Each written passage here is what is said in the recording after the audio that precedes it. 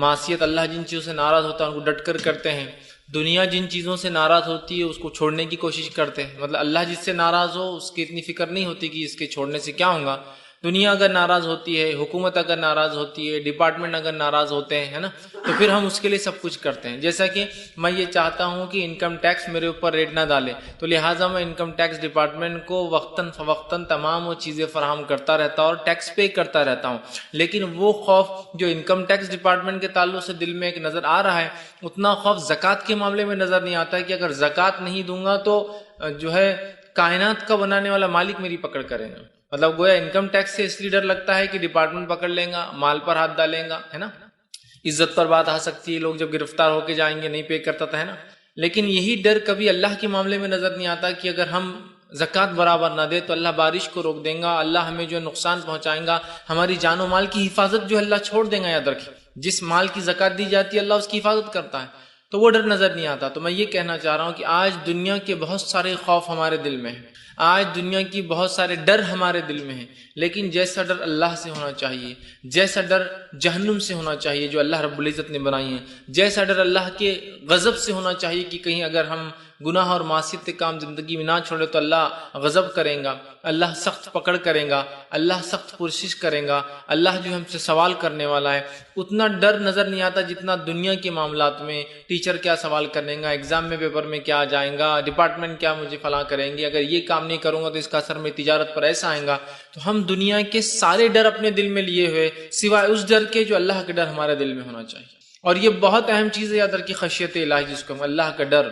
ٹھیک، اس لیے کہ جب یہ نکل جاتا ہے تو انسان بے باک ہو کر گناہ کرتا ہے، اور جب یہ ہوتا ہے تو ہر گناہ سے پہلے اس کو کہیں نہ کہیں دل میں ایک ملامت ہوتی ہے، اور بہت سی بار وہ ملامت وہ گناہ اس کو آمادہ کرتے ہیں کہ انسان جو ہے نیکی کی طرف جو آئے.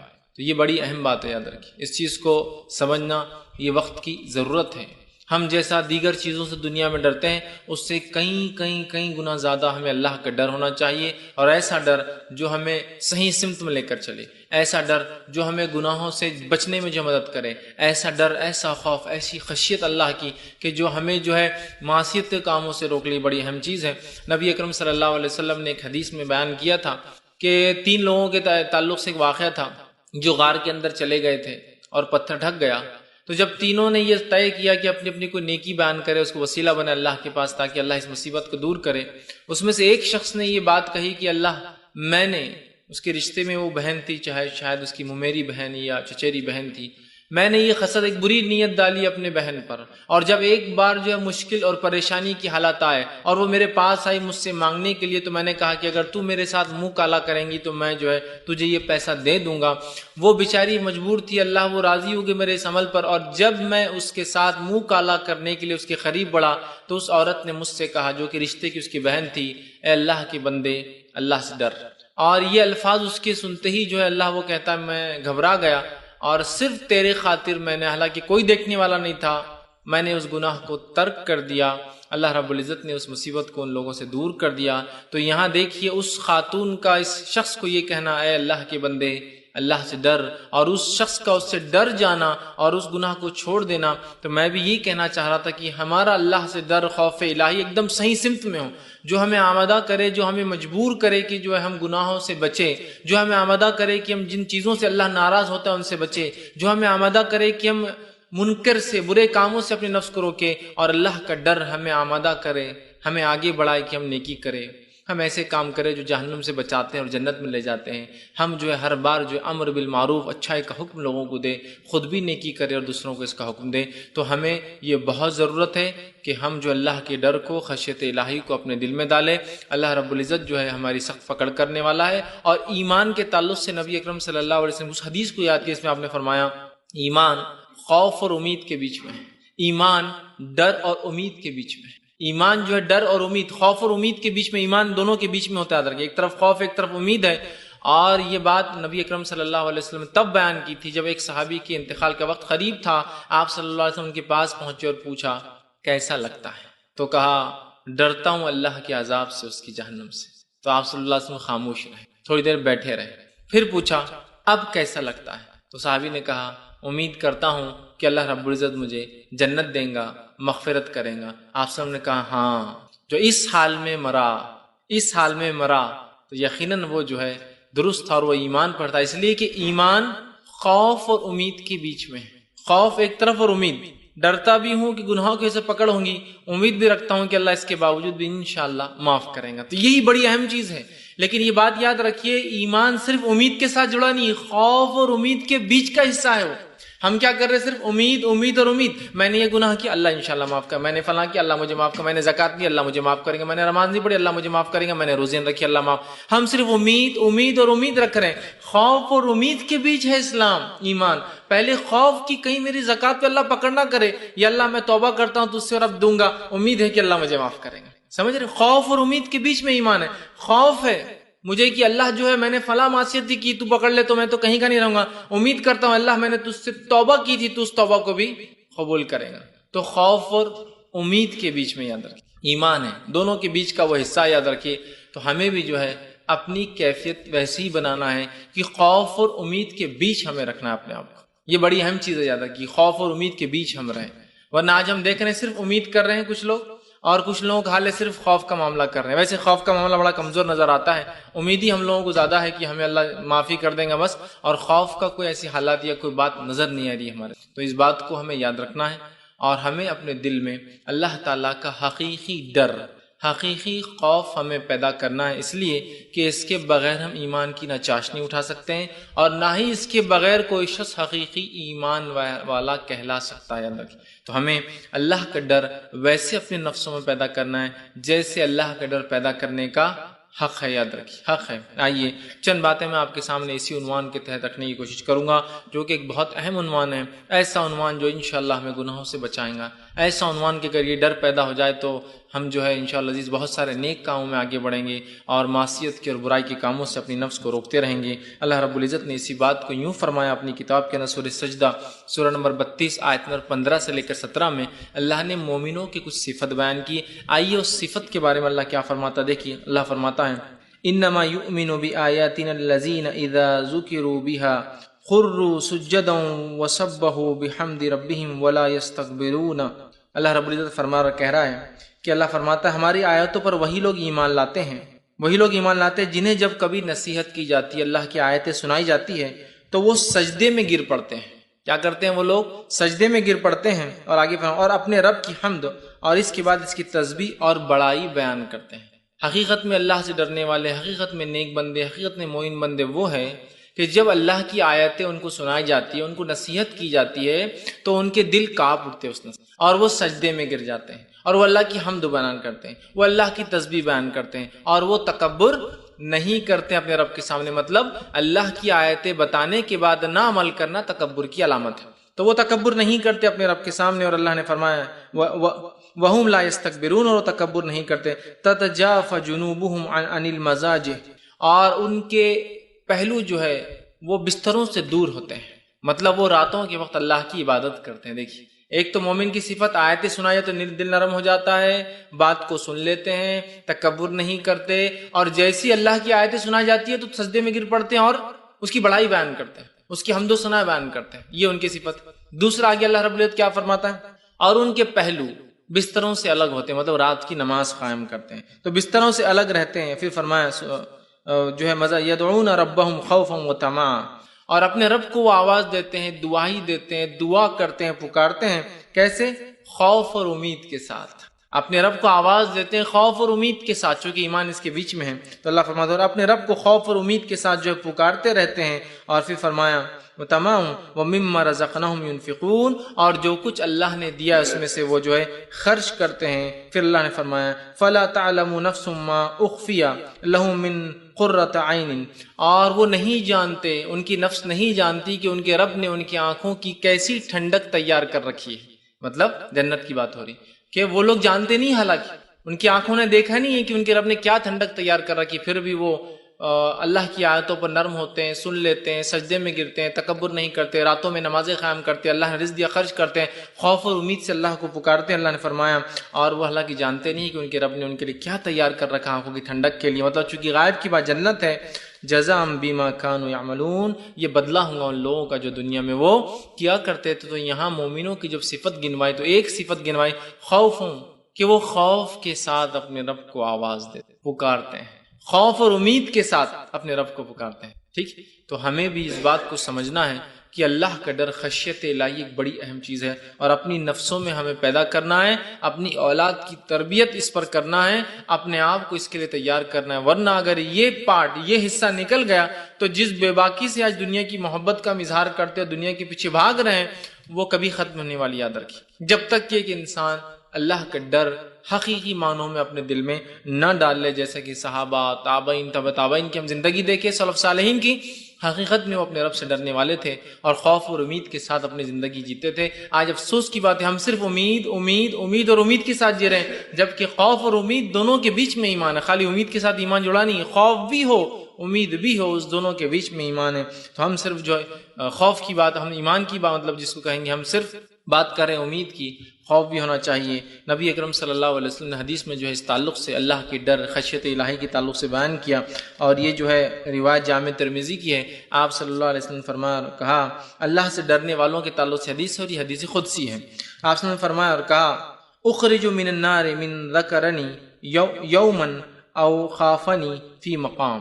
اللہ رب العزت فرماتا ہے اور کہتا ہے، اخرج من النار، کہ اللہ رب العزت روز قیامت یہ حکم دیں گا فرشتوں کو، اخرج من النار، نکال لاؤ ان لوگوں کو جہنم کی آنکھ سے. حدیث قدسی مطلب، حدیث قدسی وہ حدیث ہوتی ہے جس میں اللہ کے رسول صلی اللہ علیہ وسلم سیدھا اللہ سے بیان کرتے ہیں. تمہارا رب بیان کرتا، اللہ نے بیان کیا. تو اللہ کیا بیان کر رہا ہے سنیے، کہ اللہ تعالیٰ روز قیامت حکم دیں گا کہ آگ میں سے نکال لاؤ فرشتوں، کن لوگوں کو؟ من النار ذکرنی یومن، جس نے مجھے یاد کیا ہو کبھی کسی دن، مطلب سچے دل سے. یاد تو ہم روز ہی کرتے ہیں اللہ کو، لیکن سچے دل سے نہیں.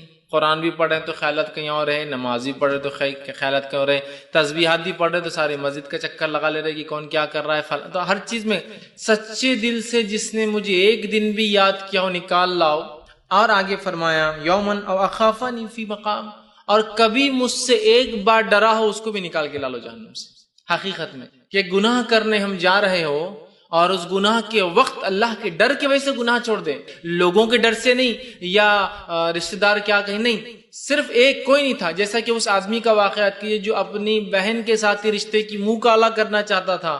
وہ عورت نیک تھی لیکن مجبور تھی. اس نے آخر میں کہا جب آدمی بڑھنے لگا، اے اللہ کے بندے اللہ سے ڈر، اور وہ آدمی پیچھے ہٹ گیا. یہ اللہ کا ڈر، یہ بڑی اہم بات ہے، یاد رکھیے، یہ بڑی اہم بات ہے. تو اللہ کا ڈر. یا پھر یوسف علیہ السلام کو یاد کیجئے، جب جو ہے اس عورت نے یوسف علیہ السلام کے ساتھ منہ کالا کرنا چاہا، جسے مصر کی جو ہے بیوی نے، تو یوسف علیہ السلام کو کوئی دیکھنے والا نہیں تھا، بس اللہ کا ڈر، خشیت الہی، کہ وہاں سے بھاگ کھڑے ہوئے اور اپنے آپ کو انہوں نے محفوظ کر لیا اس عورت سے، اللہ نے ان کو بچا لیا. تو یہ بڑی اہم چیز ہے، اللہ کا ڈر، خشیت الہی. کوئی نہیں دیکھ رہا مجھے پھر بھی میں ڈرتا ہوں. تو ایک بار جس نے سچے دل سے یاد کیا ہو یا مجھ سے ڈرا ہو، لا ان کو بھی نکال لو جہنم سے باہر. مطلب وہ لوگ جن کے اعمال کی کمزوریوں سے، گناہوں کے باعث وہ جہنم میں چلے جائیں گے، ایک وقت جہنم کی سزا بھگت لیں گے، اس کے بعد ایک آواز دی جائیں گی کہ نکال لو ان لوگوں کو بھی جہنم سے. چونکہ اللہ کو تو بہانے چاہیے اپنے، کہ تو اللہ تعالیٰ اپنے بندوں کو سزا دینے کے لیے تھوڑی پیدا کیا ہے. وہ تو بہانے ڈھونڈتا ہے کہ کیسے کیسے ان کی مغفرت کر دو، ان کو معاف کر دو. تو آواز لگا جائیں گی، نکال لو جن لوگوں نے مجھے کبھی یاد کیا ہو، اور نکال لو ایسے انسان کو جس نے جو ہے میرے سے کبھی ڈرا ہو، اس کو نکال کے لاؤ. تو دیکھیے اللہ کا ڈر کتنی اہم چیز، اور یہ حدیث قدسی تھی. اسی طرح ابن حبان، صحیح ابن حبان کی ایک اور روایت ہے، اور یہ بھی حدیث قدسی ہے. اللہ کے ڈر کے تعلق سے اتنی ساری باتیں قرآن حدیث میں آتی ہے، اس کو جمع کرنا ہی ممکن نہیں. یہ بھی حدیث قدسی ہے. دیکھیے آپ کیا فرماتے ہیں، اور یہ صحیح ابن حبان کی روایت ہے. خشیت الہی کا اس میں دیکھیے کیسا معاملہ ہے، اور اللہ کے رسول صلی اللہ علیہ وسلم فرماتے ہیں، اللہ فرماتا ہے، کیا فرماتا ہے، غور سے سنیے. اللہ فرماتا ہے، وَعِزَّتِي، قسم ہے میری عزت کی. کون قسم کھا رہا ہے؟ اللہ تعالیٰ اپنی عزت کی قسم کھا رہا ہے، جو سب سے زیادہ باعزت ذات ہے، اور وہی ذات ہے جس سے تمام لوگوں کو عزت اور شرف دنیا میں ملتا ہے نا. ہم دنیا میں عزت کے الگ الگ پیمانے بناتے، کوئی مالداری، حسب، نسب، خاندان. عزت کے وہ پیمانے نہیں، پیمانہ یہ ہے کہ اللہ جس کو عزت دیتے بس وہی عزت والا ہے.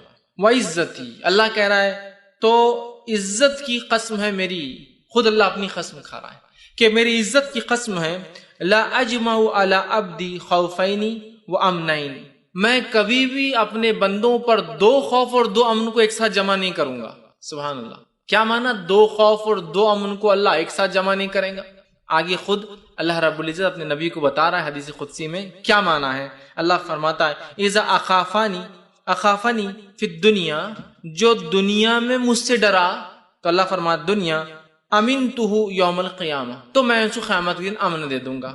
پھر آگے فرمایا وَإِذَا أَمِنَنِي فِي الدُّنْيَا، اور جس کو دنیا میں امن دے دیا، اخافتہ فی الآخرہ، تو اس کو میں خوف دوں گا آخرت میں۔ اس کا کیا معنی ہے؟ معنی یہ ہے جو انسان دنیا میں اللہ سے ڈرتا رہا اور برائی سے رکتا رہا تو آخرت میں امن میں رہیں گا، اور جو انسان دنیا میں اللہ سے بے باک ہو کر جو چاہے کرا، مطلب دنیا کی زندگی امن سے گزار لیا، تو آخرت میں اللہ کا خوف اس کو ملے گا۔ میں دو خوف اور دو امن کو کسی بندے پہ اللہ فرمانا جمع نہیں کروں گا۔ جو دنیا میں خوف سے جیا آخرت میں امن ملیں گا، جو دنیا میں امن سے جیا آخرت میں خوف ملیں گا۔ یہ امن سے مراد دنیا میں من چاہا کام کیا تو آخرت میں جو ہے ڈریں گا، وہ جہنم میں جائیں گا، اور دنیا میں مجھ سے ڈر ڈر کر عمل سے رکتا رہا برے کاموں سے تو جنت میں امن کے ساتھ رہیں گا۔ تو اللہ رب العزت دو امن اور دو خوف کو اپنے بندے پر جمع نہیں کرتا ہے۔ دنیا میں ڈر گیا، آخرت میں نکل گیا، کامیاب ہو گیا۔ دنیا میں نکل گیا کہ جو چاہے کیا، آخرت میں ڈر گیا، سمجھ رہا؟ اور آخرت کا ڈر جہنم، اور دنیا کا ڈر عمل کرنے کا دل تو چاہتا ہے لیکن اللہ نے چونکہ منع کیا نہیں کر سکتا، بس یہ ہے۔ بہت سے لوگ بولتے ہیں اللہ نے یہ دل میں ڈالنا ہی نہیں تھا بات گناہ کی، کتنا مزہ آتا تھا نا۔ تو جب دل میں گناہ کی بات رہتی نہیں تو پھر نیکی اور بدی کا معاملہ ہی کہاں ہوتا، اور جنت جہنم کا فیصلہ ہی کیوں کرتا؟ اللہ فرشتوں کے ساتھ ہم کو پیدا کرتا، بولتا جاؤ تم بھی گھومتے رہو بس۔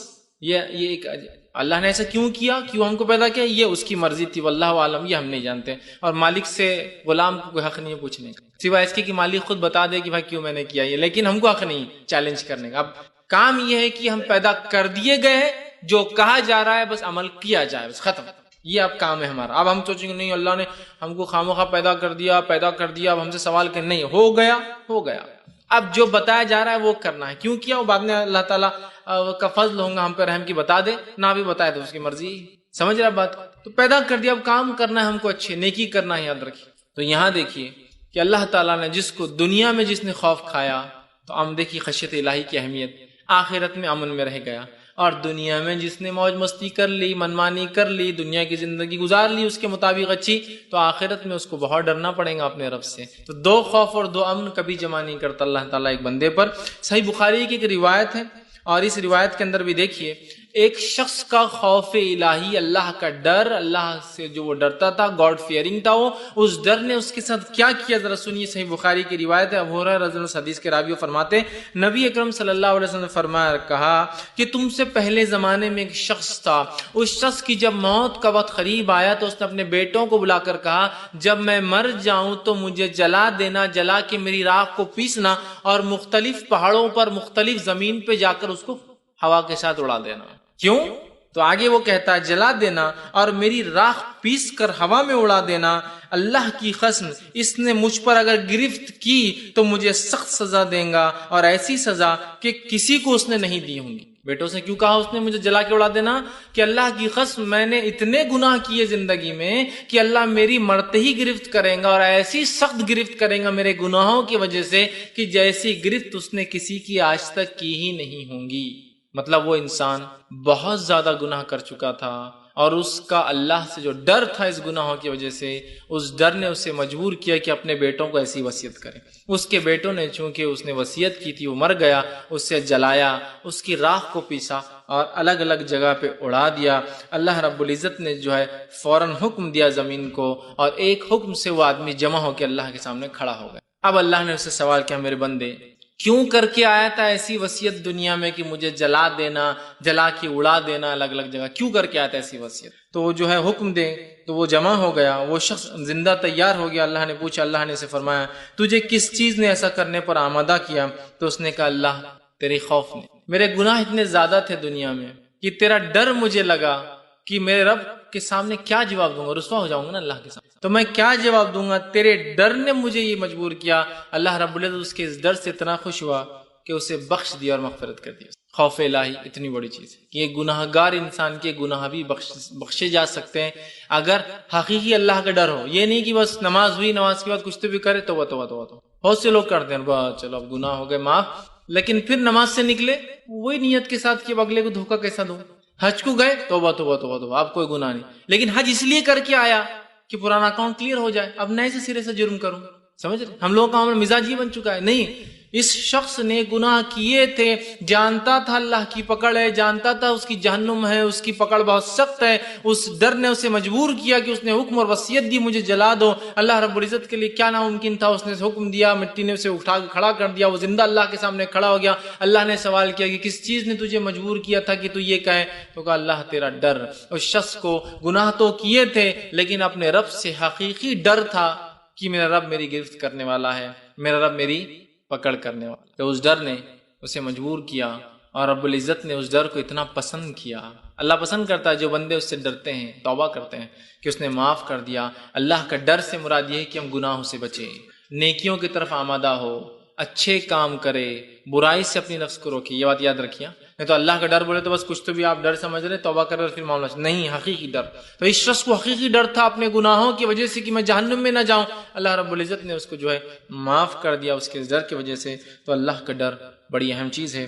آئیے اسی طرح جو اللہ کے ڈر کی اس حدیث سے معلوم ہوتا ہے کہ اللہ کتنا معاف کرنے والا ہے، کہ اگر اس سے کوئی ڈرا تو وہ معاف کرتا ہے۔ اور اللہ تعالیٰ کے عرش کے سائے کے نیچے کون کھڑے ہوں گے؟ ان کھڑے ہونے والوں میں سے بھی ایک شخص وہی ہے جو اللہ سے ڈرتا تھا۔ حدیث صحیح بخاری کی، اور آپ صلی اللہ علیہ وسلم نے فرمایا کہ سبعۃ یظلھم اللہ فی ظلہ یوم لا ظل الا ظلہ، کہ 7 لوگ ایسے ہیں جو اس روز سائے میں ہوں گے جس روز کی اللہ کے سائے کے علاوہ کوئی سایہ نہیں ہوگا۔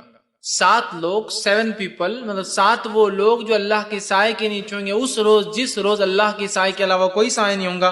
پہلا کون ہے؟ انصاف کرنے والا بادشاہ۔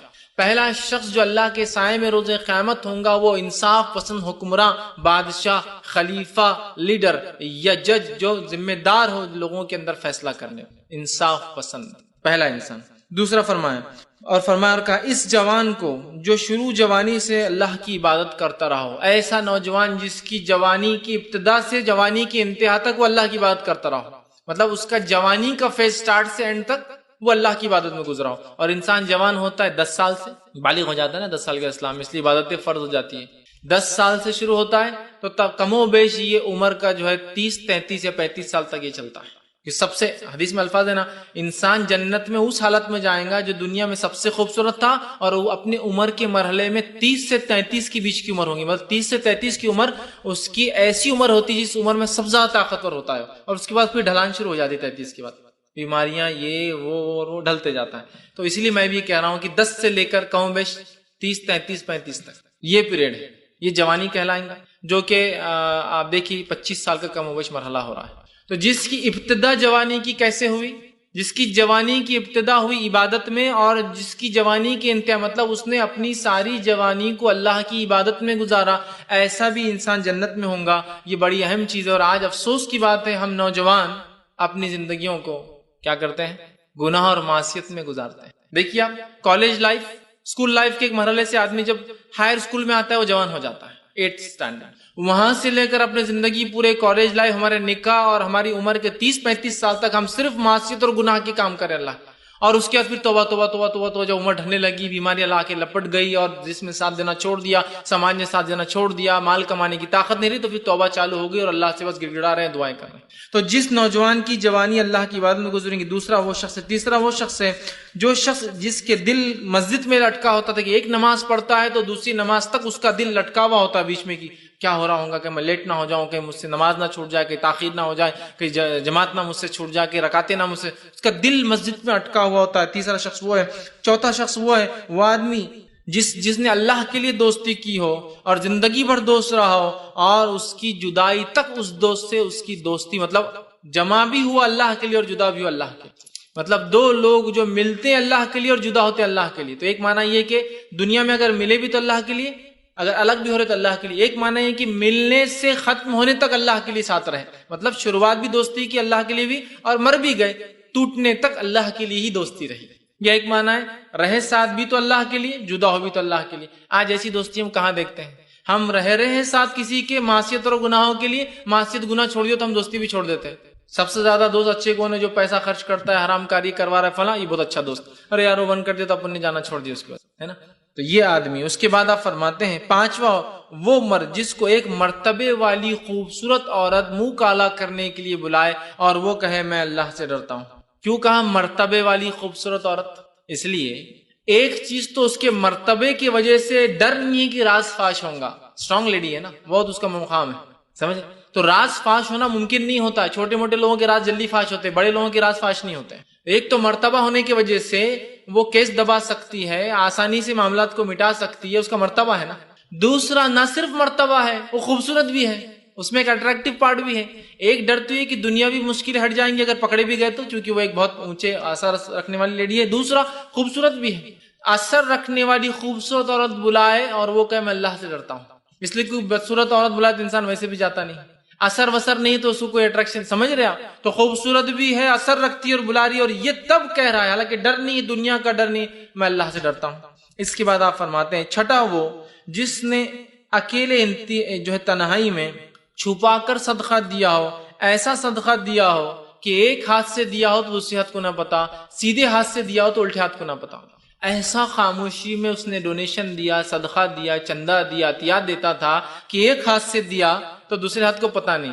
اس کا یہ ہرگز معنی نہیں کہ ایک ہاتھ چھپا کر دینا ہے. معنی یہ ہے کہ اس نے جب دیا تو کوئی شہرت نہیں چاہی, کوئی نام نہیں چاہا, کوئی ریاکاری نہیں تھی, کوئی نہیں چاہتا تھا کہ وہ سلام کرے جھک کر کہ مجھے زکوٰۃ چندے صدقات دیتے ہیں, کچھ نہیں, دے دیا, معاملہ ختم ہو گیا. اور ساتواں وہ انسان عرش کے سائے میں ہوں گا. آپ سے فرماتے ہیں اور کہتے ہیں وہ شخص جس نے اکیلے میں تنہائی میں اللہ کو یاد کیا ہو اور اس یاد کرنے سے اس کی دونوں آنکھیں بہہ پڑی ہو, دونوں آنکھوں سے آنسو نکلا ہو.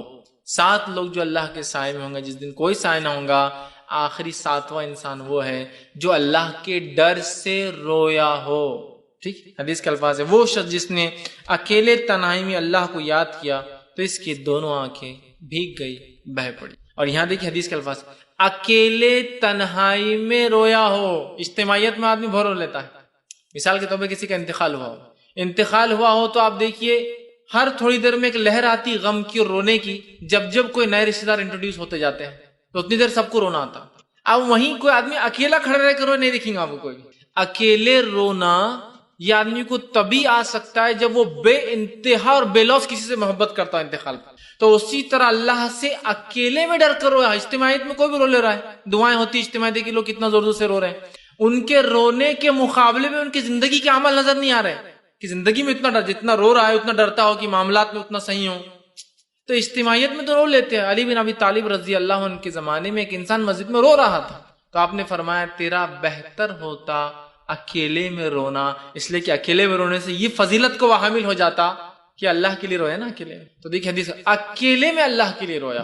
اجتماعیت میں لوگوں کے سامنے انسان رو لیتا ہے, اکیلے میں رونا یہ اصل چیز. تو اکیلے میں اللہ کے لیے رویا. خشیت الہی دیکھیے کہ اگر جو روتا ہے تو وہ عرش سائے میں ہے, جو ڈرتا ہے مر گیا تو جنت جا رہا ہے, مغفرت ہو جا رہی ہے. اللہ 2 خوف کو اور 2 امنوں کو جمع نہیں کرتا. اللہ نے اعلان کر دیں گا روز قیامت جو جہنم میں چلے بھی جائیں گے نکال لاؤ جو ایک بار بھی ڈرا ہوں مجھ سے. کتنی فضیلتیں ہیں خشیت الہی کی, اللہ کے ڈر کی, اور اس کے ڈر کی بنیاد پر اپنے اعمال کو تبدیل کرنا ضروری ہے. ورنہ صرف ڈر کی بات ہو رہی ہے, اعمال ویسے ہی چل رہے ہیں. ڈر کا معنی ہی تو یہ ہے. اسی طرح جو ہے مستدرک حاکم کی جو ہے ایک روایت ہے, اللہ کے رسول صلی اللہ علیہ وسلم فرماتے اور کہتے ہیں من ذکر اللہ ففاضت عیناہ من خشیت اللہ حتی اصیب الارض من دموعہ لم یعذب یوم القیامہ. دیکھیے حدیث کیا آپ سے فرماتے ہیں, جو اللہ کو یاد کرے, اللہ کے خوف سے اتنا روئے کہ اس کی آنکھیں جو اس کے آنسو زمین پر گر پڑے تو قیامت دن اسے عذاب نہیں ہوگا. جو انسان اللہ کے ڈر سے روئے اور ایسا روئے کہ اس کے آنسو زمین پر گر پڑے, ایسے شخص کو اللہ رب العزت روز قیامت عذاب نہیں دیں گا. کتنی باتیں آ رہی ہے اللہ کے ڈر کے لیے. مغفرت کے وعدے, مغفرت کی جا رہی ہے. جہنمیوں کو صرف ڈر کی وجہ سے نکالا جا رہا ہے, عرش کے سائے میں صرف ڈر کی وجہ سے رکھا جا رہا ہے. یہاں فرمایا جا رہا ہے جس کے آنسو گرے ہو زمین کے اوپر دونوں آنکھوں سے نکل کر. اور ظاہر سی بات ہے آنسو زمین پر تبھی گرتے انسان جب بہت روتا ہے. جیسا صحابہ کا معاملہ دیکھیے, عمر ابن خطاب رضی اللہ عنہ کے تعلق سے آتا ہے کہ آپ اتنا روتے تھے خوف سے, خبر کے عذاب سے, آخرت کی ہولناکیوں سے, کہ آتا ہے کہ آپ کے آخر وقت میں عمر کے دونوں آنکھوں کے پاس جو ہے 2 لکیریں بن گئی تھی جس سے آنسو کنٹینیو گرنے کی وجہ سے. مطلب فیشیل ایکسپریشنز پہ 2 لائنیں آ گئی تھی جس سے آنسو گرتے تھے ہمیشہ. عثمان ابن عفان رضی اللہ عنہ کے تعلق سے آتا ہے اتنا کثرت سے روتے خبر کے بعد جب بھی بیٹھتے, چونکہ خبر سٹارٹ ہے, سوال جواب شروع ہو رہے ہیں, اللہ کا ڈر ظاہر سی بات انسان کو فرسٹ فیز میں ہو رہا ہے, تو اتنا روتے تھے کہ آپ جب روتے تھے خبر کے پاس تو آپ کے آنسو سے داڑھی بھیگ کر داڑھی سے جو ہے آنسو نیچے ٹپکتے. یہی معنی ہے حدیث کا. جو اللہ کے ڈر سے رویا, رونے کی وجہ سے آنسو زمین پر ٹپکے. آنسو زمین پر تبھی ٹپک سکتے جب چہرے سے نکل کر وہ داڑھی سے ہوتے ہوئے نیچے کی طرف آتے ہیں. اتنا رویا. تو ایسے شخص کے بعد اللہ فرماتا ہے میں اسے روز قیامت عذاب نہیں دوں, کیونکہ میرے ڈر سے رویا ہے نا. اور جب کوئی انسان حقیقت میں اللہ کے ڈر سے روتا ہے اس کی زندگی تبدیل ہو جاتی ہے. یہ بات ہمیشہ یاد رکھیے, ورنہ میں ایک بار رو رہا ہوں, پھر اگلی بار اگلا دھوکہ, پھر دوسری بار رو رہا ہوں, پھر تیسری بار دھوکہ. نہیں, اس کی زندگی چینج ہو جاتی ہے جب وہ اللہ کے لیے روتا ہے. یہ بڑی اہم چیز ہے. تو جو رویا ہو, آنسو نکلے ہو, زمین بھیگی ہو, اللہ نے کہا کہ میں اس کو عذاب نہیں دوں گا کیونکہ وہ میرے لیے رویا ہے. کتنی بڑی بات ہے, کتنی اہم چیز ہے. اور اللہ کے نیک بندوں کا یہ شیوا اور طریقہ رہا ہے کہ وہ خوب روتے تھے, خوب ڈرتے تھے. اور رونا ظاہر سی بات ڈر کی علامت ہوتی, عاجزی کی علامت. تو اللہ کے نیک بندے, حتیٰ کہ انبیاء جو گناہ نہیں کرتے تھے, معصوم عن الخطا ہے, انبیاء تک کثرت سے روتے تھے. اس لیے میں کہہ رہا ہوں نیک لوگوں کی پہچان ہے رونا. وہ گناہ نہیں کرتے پھر بھی روتے ہزاروں خطا. ہم تو گناہ کر کے بھی ڈٹے ہوئے ہیں, وہ گناہ نہیں کر کے بھی روتے ہیں. یہی صفت ہے اچھے بندوں کی, جو ڈرتے اللہ سے ہو. اور جتنا ٹاپ کا اسٹوڈنٹ ہوتا ہے نا, وہ اپنے رزلٹ سے اتنا زیادہ خوف کھاتا ہے. بہت سے لوگ بولتے ہیں انبیاء کیوں روتے تھے, ان کو کیا گناہ تو نہیں کیے تھے. نہیں, جتنا ٹاپ موسٹ اسٹوڈنٹ ہوتا ہے اس کو لیسٹ میں بھی سب سے کم مارکس کٹ ہونے کا بھی ڈر ہونے سے اس کو ڈر لگتا ہے کہ ٹھیک ہے میں نے 100% پیپر لکھا, لیکن ڈر ہے کہ آدھا مارکس ہینڈ رائٹنگ وجہ سے تو نہیں کٹ ہو جائے. اس کو ڈر لگ رہا ہے, فیلئر کو نہیں ڈر لگتا ہے. تو یہ انبیاء ٹاپ موسٹ لوگ ہیں دنیا کے, اس لیے خوف کھاتے رزلٹ سے. تو انبیاء کا یہ شیوا تھا کہ گناہ نہیں کرتے تھے پھر بھی روتے تھے. آج ہم گناہ کرتے روتے نہیں ہیں. آدم علیہ السلام نے جو خطا کی اس کے تعلق سے ایک روایت آتی, کثرت سے آدم علیہ السلام رویا کرتے تھے اس خطا کے لیے.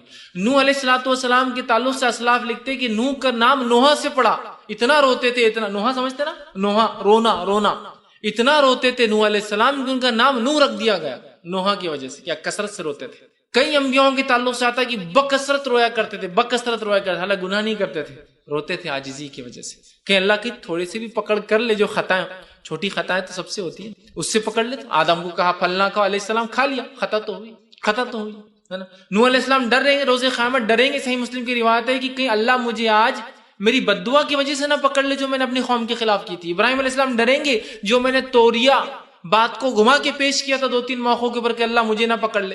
موسیٰ علیہ السلام ڈریں گے کہیں وہ خپتی کو جو میں نے مکہ مارا تھا, میرا مقصد اس کو مارنا ہے لیکن مر گیا ہو, میں کہیں پکڑ میں نہ آ جاؤں. بڑے ہیں, ڈر رہے ہیں لیکن خوف کرتے ہیں. تو بڑی اہم چیز ہے اللہ کا ڈر. آج وہ ڈر ہمارے دل سے جو ہے نکل گیا ہے. مستدرک حاکم کی ہی روایت ہے, خود نبی اکرم صلی اللہ علیہ وسلم کے تعلق سے آتا ہے. اور عبداللہ ابن عباس رضی اللہ عنہ فرماتے اور کہتے ہیں, جب اللہ رب العزت نے یہ آیت نازل کی, یا ایھا الذین آمنوا قوا انفسکم واہلکم نارا, سورہ تحریم سورہ نمبر 66 آیت نمبر 6, جب یہ آیت نازل ہوئی تو آپ صلی اللہ علیہ وسلم سے تلاوت فرمایا تو ایک نوجوان بے ہوش ہو گیا.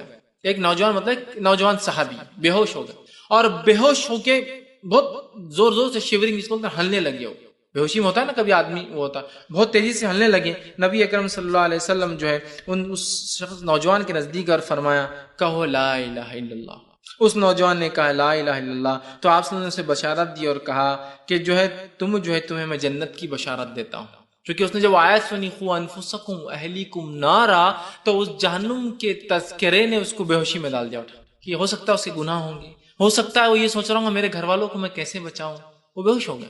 تو صحابہ نے کہ اللہ کے رسول, یہ بشارت جو آپ نے ابھی دی جنت کی, کیا اس کے لیے ہے ہمارے لیے بھی ہے, اس کو کیوں دی؟ تو آپ نے کہا صرف نوجوان کے لیے. تو کہا ہم نے کیا کیا جو ہمیں بشارت نہیں ہے؟ تو اللہ کے رسول صلی اللہ علیہ وسلم نے فرمایا یہ اس کے لیے مخصوص ہے, اس لیے کہ ذالک لمن خاف مقامی وخاف وعید.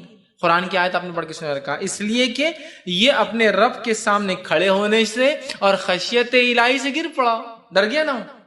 جیسی آیت پڑھ گی قوا انفسکم واہلیکم نارا, گر گیا ہو, ڈر گیا ہو. کیوں ڈر گیا؟ اس لیے کہ اللہ نے قرآن میں کہا جو اس دن میرے سامنے کھڑے رہنے سے ڈرا اور میری وعید, میری وارننگ سے ڈرا, جو دنیا میں دی نا اللہ نے, مت کرو ایسا کروں گا, مت کرو ایسا کروں گا, جو ڈر گیا وعیدوں سے اور میرے سامنے کھڑے رہنے سے, تو وہ تو کامیاب ہوگا. اس وجہ سے میں نے اس نوجوان کو خوشخبری دی, تو جنتی. اللہ کے ڈر کا فائدہ دیکھیے کہ جنتی ہو گیا وہ نوجوان. تو بڑی اہم چیز ہے اللہ کا ڈر. وہ تبھی پیدا ہو سکتا ہے جب اللہ سے اشد ہم لوگ محبت کریں, جیسا ہمارا رب ہم سے محبت کرتا ہے, ہم بھی اشد اس سے محبت کریں. وہ محبت پھر ہمیں مجبور کرتی ہے کہ ہم اس سے ڈرے بھی, اس لیے کہ انسان جسے سب سے زیادہ محبت کرتا ہے نا، اسے ڈر بھی لگتا ہے. کیوں؟ محبت جانے کا ڈر بھی تو ایک ڈر ہے بہت بڑا، بڑی اہم چیز ہے، یاد رکھیے، بڑی اہم چیز ہے. بہرحال تو یہاں مستد جو ہے جو حاکم کی روایت میں ہم دیکھتے ہیں نبی اکرم صلی اللہ علیہ وسلم نے اس نوجوان کو جو ہے خوشخبری سنائی.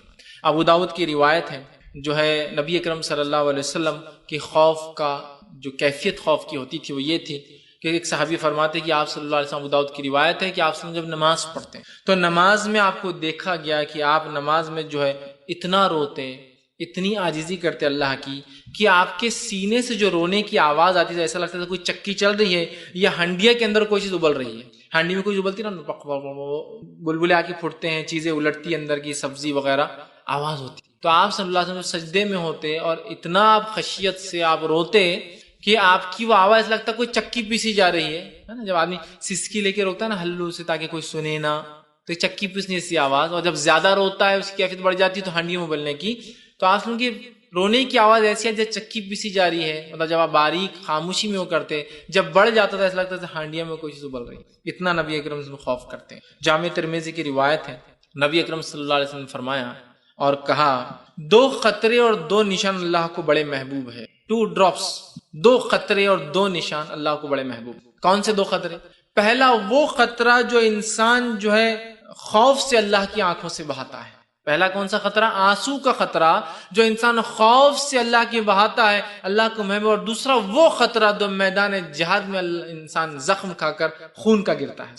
2 خطرے، 2 ڈراپ جس کو بولتے. ایک آنکھ سے جو نکلتا ہے اللہ کو پسند ہے، محبوب خطرہ ہے.